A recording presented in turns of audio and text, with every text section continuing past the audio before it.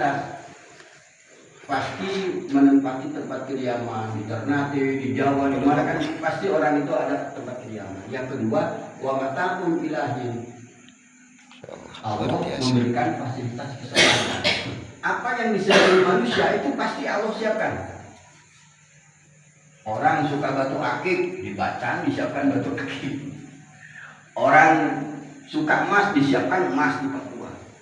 Orang butuh nikel, disiapkan nikel. Orang butuh aspal, disiapkan aspal. Seluruh apa yang disenangi manusia, Allah siapkan. Laki-laki butuh wanita, disiapkan wanitanya. Ya kan? Itu sudah difasilitasi oleh Allah. Kemudian ayat selanjutnya nih, soal Al-Baqarah ayat 36 atau berapa? Wa qul nahbitu minha jami'a. Kemudian kami perintahkan untuk turun kalian semua. Fa imma ya'tiyannakum minni hudan, maka tatkala datang kepada kalian dari kami petunjuk, fa imma ya'tiyannakum minni hudan faman tabi'a hudaya fala khaufun 'alaihim wala hum yahzanun. Barang siapa yang mengikuti petunjuk itu, tentu dia tidak akan punya kekhawatiran dan kesedihan. Hudan. Hudan ini jadi kata kuncinya. Apa hudan? Hudan itu adalah Allah itu setelah menurunkan manusia beranak pinak.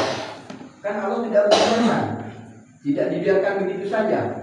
Allah akan selalu utus orang-orang tertentu untuk menyampaikan pesan Allah. Allah utus Nabi Musa, Allah utus Nabi Nuh, Allah utus Ibrahim. Kan semuanya menyampaikan pesan-pesan Allah.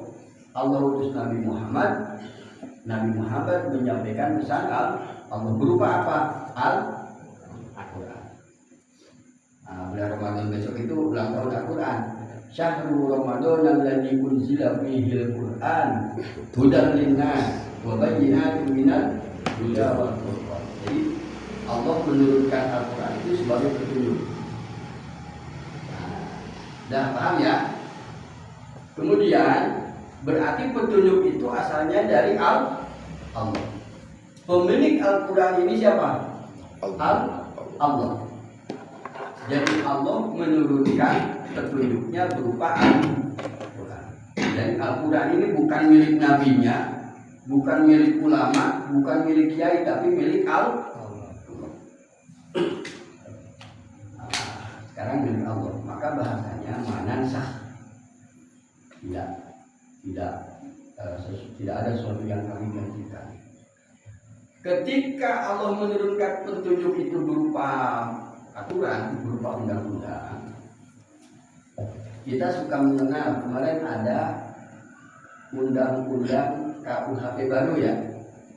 Tanggal 2 Januari disahkan undang-undang KUHP baru menggantikan KUHP lama tahun 81, undang-undang tahun 81, warisan Belanda.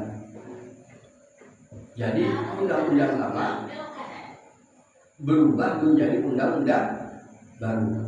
Namanya apa itu? Diganti atau direvisi. Ketika ada undang-undang yang dulu itu dianggap tidak relevan dengan zamannya, maka undang-undang itu diganti. Kan biasa juga kita kan, kalau ada undang-undang yang tidak kita setujui, tidak kita anggap relevan, kan diadukan ke Mahkamah Konstitusi, pasti direvisi.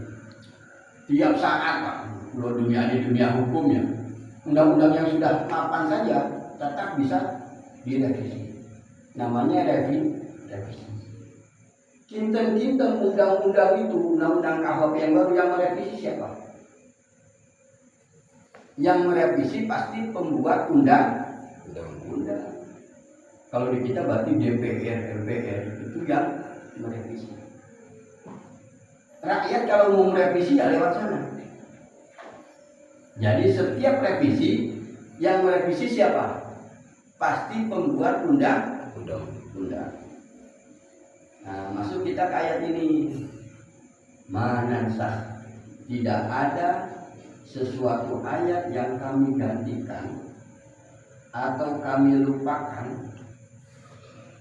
na'ti bi khairin minha, na'ti kata Allah, kami yang akan menggantikannya dengan yang lebih baik.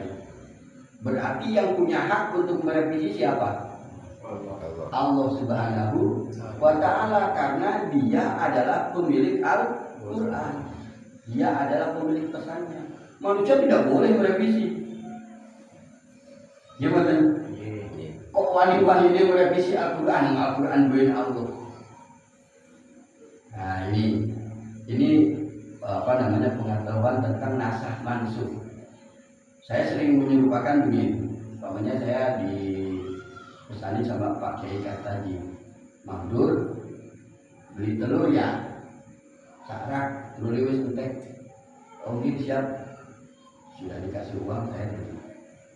Di tengah jalan kok saya mikir, kok telur itu dapat kebutuhan cukup umi wae.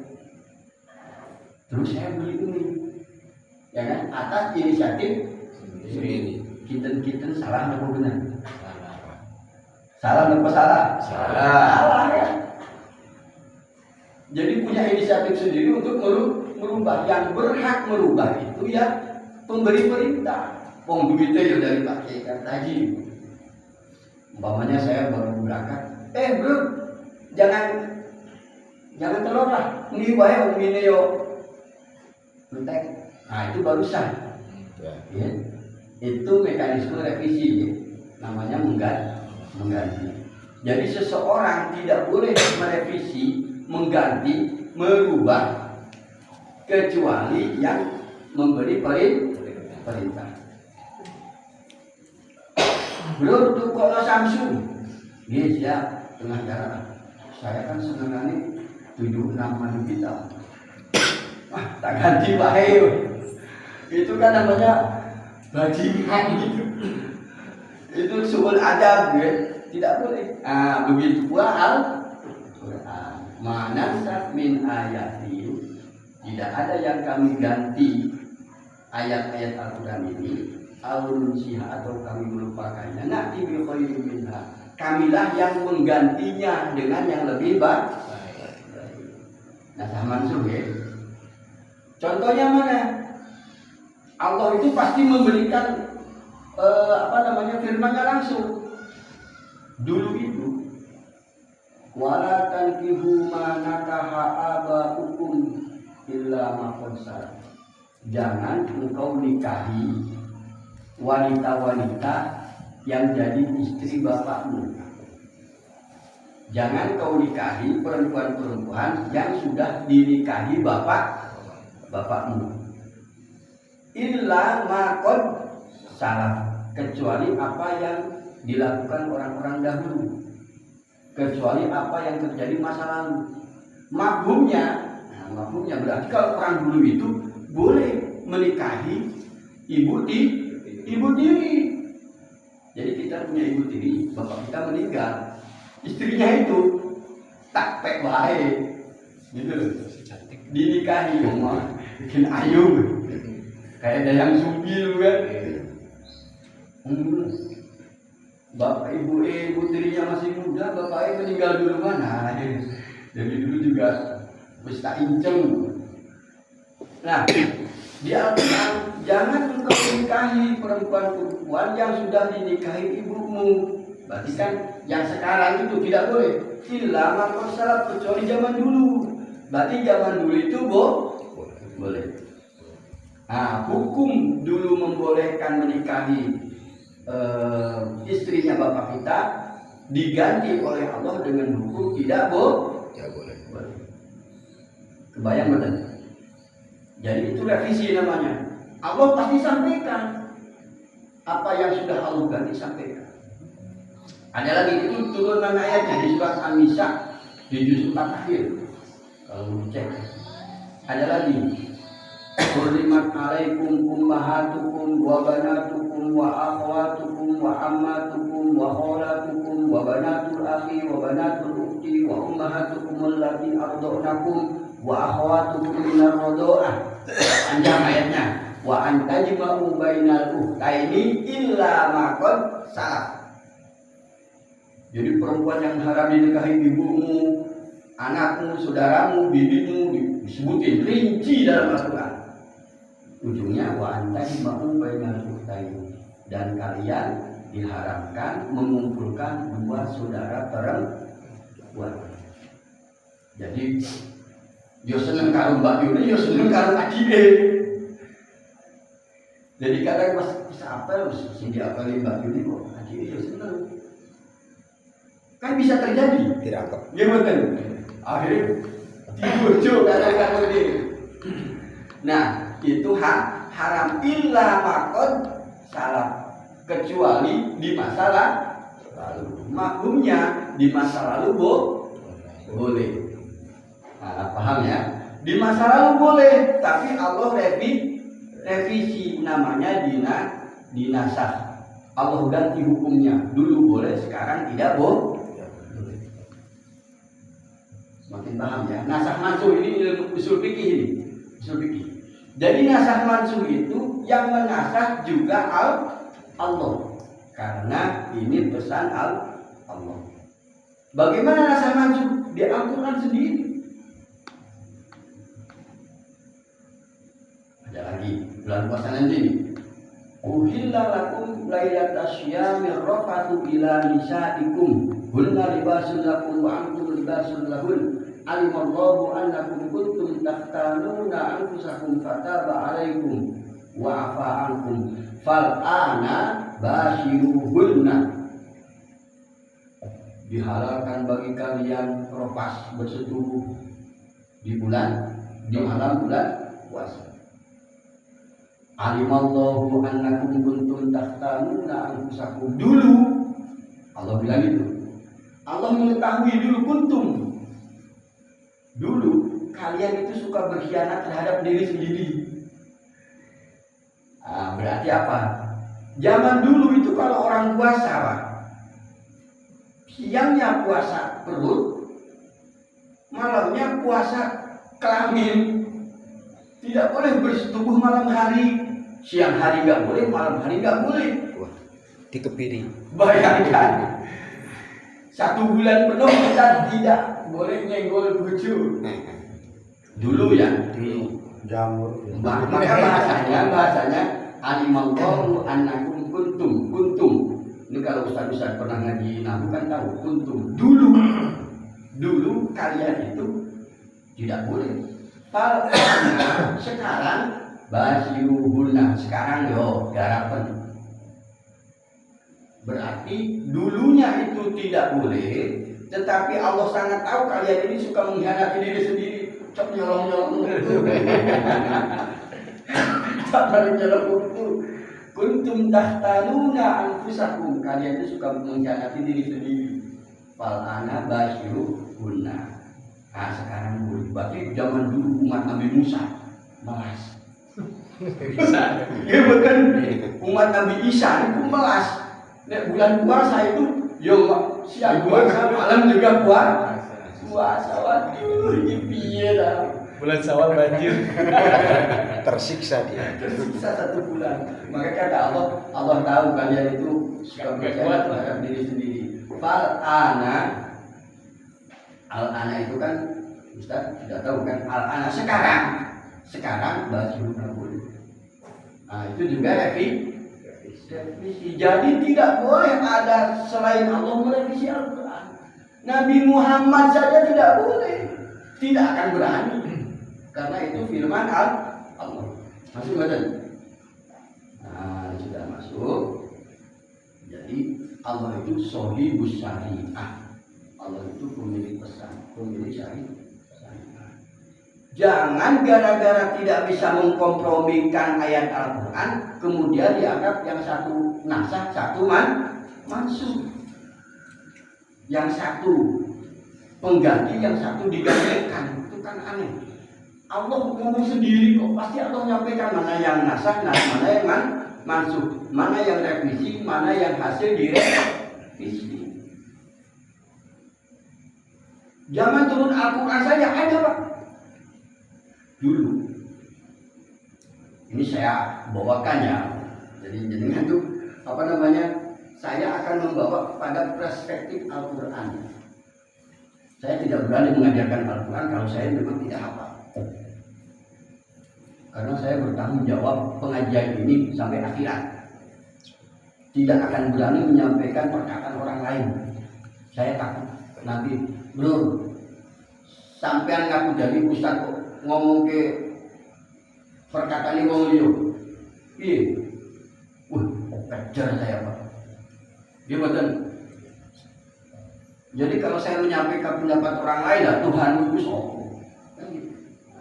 Makanya saya sebisa mungkin akan menyampaikannya berdasarkan Al-Quran. Kata Al-Quran di surat Al-Anfal, ya ayuhan nabiyyu harridil mu'minina 'alal qital. Hei Nabi, bangkitkanlah orang-orang beriman itu untuk berperang. Bangkitkan.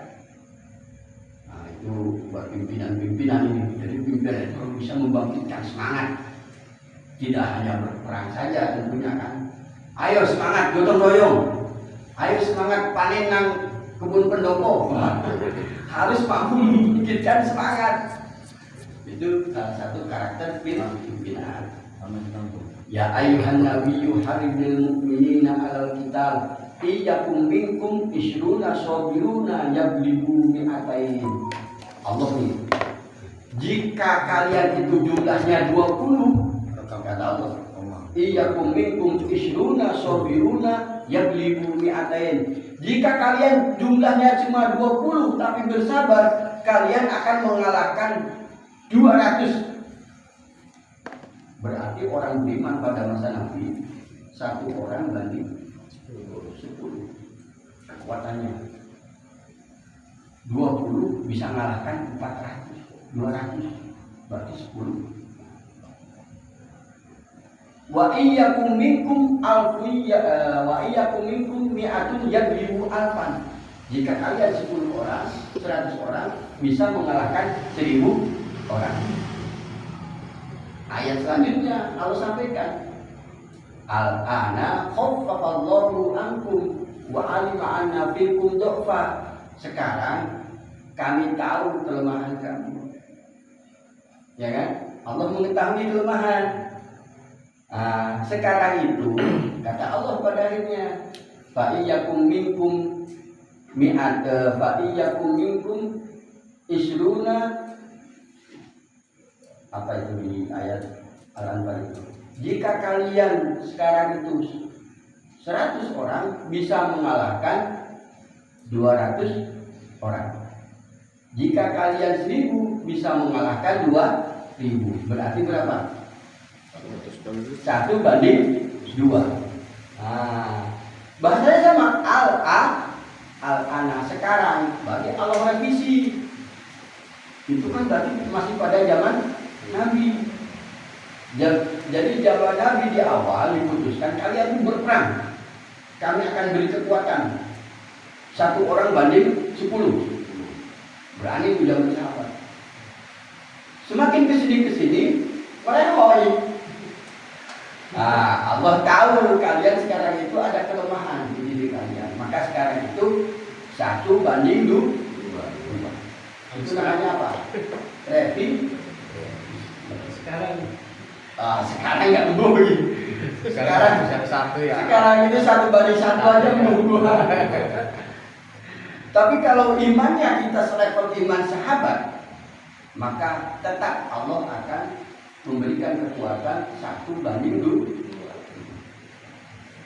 Jadi zaman Nabi juga sudah ada revisi pasti Allah akan. Sekarang kejadiannya bagaimana? Ulama itu banyak kemudian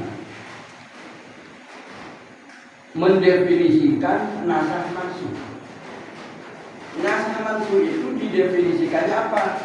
Kalau ada 2 ayat yang sepertinya saling bertolak belakang, tidak bisa dikompromikan, maka yang satu dianggap nasakh, satu dianggap mansukh. Walaupun Allah tidak mengatakannya. Ini yang harus kita cermati. Jadi Allah tidak membicarakan kayak tadi kan al-ana qad salaf Ini kan tanda-tandanya itu. Ini tidak bisa mengkompromikan, akhirnya kata ulama satu nasab satu nasib. Padahal sebenarnya itu karena tingkat kemampuannya belum nyampe, ilmunya belum nyampe. Jangan buru-buru memutuskan nasaman.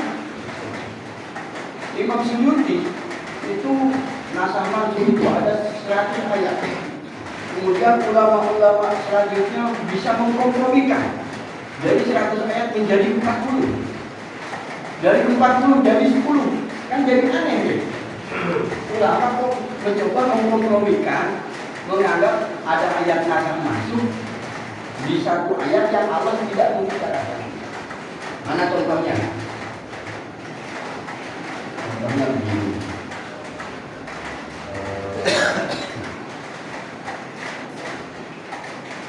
Ayat itu Allahu ya Isa inni mutawaffika wa rafi'uka ilayya wa mutahhiruka minal ladzina kafaru wa ja'ilul ladzina kafaruka fawqal ladzina kafaru ila yaumil qiyamah. Katakan Ibrahim. Ketika Allah berkata, "Hai Isa," ini juga menjadi alasan kenapa Nabi Isa itu mati. Nabi Isa itu meninggal sebagaimana manusia lain. Ketika Allah berkata, "Idh qala Allahu ya Isa," hai Isa, "Inni mutawaffika," kami wafatkan kamu. Ini mutawaffika, wafatkan. Aku wafatkan kamu. Warafi'uka ilayya, dan kami angkat engkau ke hadiratku. Berarti yang jadi perdebatan ulama kan Allahu ilaih. Jadi Nabi Isa itu diangkat ke langit, kan itu. Padahal surat Al-Imran menjelaskan diangkatnya itu dimatikan dulu, meninggal dulu, sebagaimana manusia lainnya. Kemudian Allah angkat hadirat Allah. Paham ya? Cek di surat Al-Imran ayat berapa itu saya nggak tahu itu ayat 50 atau berapa. Itu qala Allahu ya Isa inni mutawaffika wa rafi'uka ilayya wa mutahhiruka minal ladzina kafaru. Di ujung ayatnya yang tidak enak ini. Wa ja'ilul ladzina tabauka fawqal ladzina kafaru ila yaumil qiyamah. Dan kami menjadikan pengikutmu Isa akan menguasai orang-orang kafir sampai hari kiamat. Jadi Allah menjadikan pengikut Isa akan menguasai orang kafir sampai hari kiamat. Ulama-ulama bingung, nggak mungkin. Yang menguasai kan harusnya orang beriman, umat Muhammad. Nggak boleh ikut Isa malah menguasai orang kafir, nggak mungkin. Karena berdasarkan pemikirannya nggak mungkin, maka ayat itu disebut mansukh. Ini dinasakh. Mana ayat yang menasahnya? Kuntum khayra ummah ukhrijat lin-nasi ta'muruna bil ma'rufi wa tanhauna 'anil munkari. Ayat. Padahal Allah tidak mengatakan itu nasah. Artinya harusnya dipelajari saja Al-Quran, dicari. Ternyata ketemu. Faktanya kan, yang dikuasai orang-orang pengikut Isa Nasrani siapa? Yahudi dikuasai, ya kan? Yahudi boleh pintar di Amerika, tapi terbanyak Amerika tetap mengikuti Isa, orang Nasrani dikuasai oleh mereka. Siapa lagi yang dikuasai secara geopolitik, geoekonomi, militer, keamanan? Siapa? Orang Arab. Orang Arab itu di bawah ketiak orang Nasrani. Di mana negeri Arab yang tidak ada pangkalan militer Amerika? Itu menunjukkan kekuasaan orang-orang Nasrani. Jangan-jangan sebenarnya kita harus introspeksi. Jangan-jangan kualitas iman kita seperti itu. Kualitas iman kita kualitas kafir. Itu janji Allah. Berarti kalau kualitas kita tidak betul-betul kualitas berimannya para sahabat Nabi, berimannya Nabi, maka kita hanya akan jadi di bawah kekuasaan orang-orang pengikut Isa ila yaumil. Ayat itu harus jadi introspeksi. Jangan Palestina saja ribuan doa, tiap tahun kita berdoa istighosah. Masih perang lagi. Bukan hanya masih perang, tanahnya semakin sempit. Coba. Jangan-jangan sebenarnya tidak turunnya rahmat Allah tidak. Apalagi kalau tadi bahasanya 1/10. Iya kan? Ayat itu harusnya jadi introspeksi. Jangan-jangan kualitas kita ini sudah tidak kualitas orang beriman yang sesungguhnya.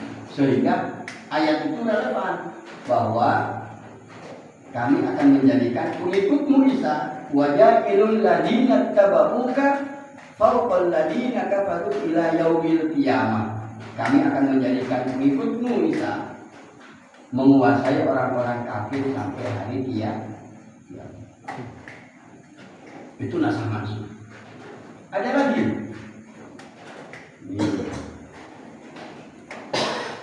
Ini ada tapi ini. Canda ya? Jangan sampai nggak bercanda. Ini masalahnya memang bab ini agak detail dan harus ilmiah. Karena saya ingin menjelaskan bagaimana kita memahami Al-Quran. Kita tahu namanya wasiat, ya. Wasiat itu kan secara umum orang mau meninggal wasiat. Anak-anakku sekalian, aku ini sudah tua, sepertinya sudah mau meninggal, mau sakit-sakitan terus. Pertama kalian jaga sholat, hidup yang rukun ya nak, kan gitu berwasiat. Tapi pernahkah kita menjadikan wasiat sebagai sesuatu yang sangat penting? Ya kan? Tahukah kita bahwa ayat wasiat itu dimulai dengan kata-kata kutiba. Kutiba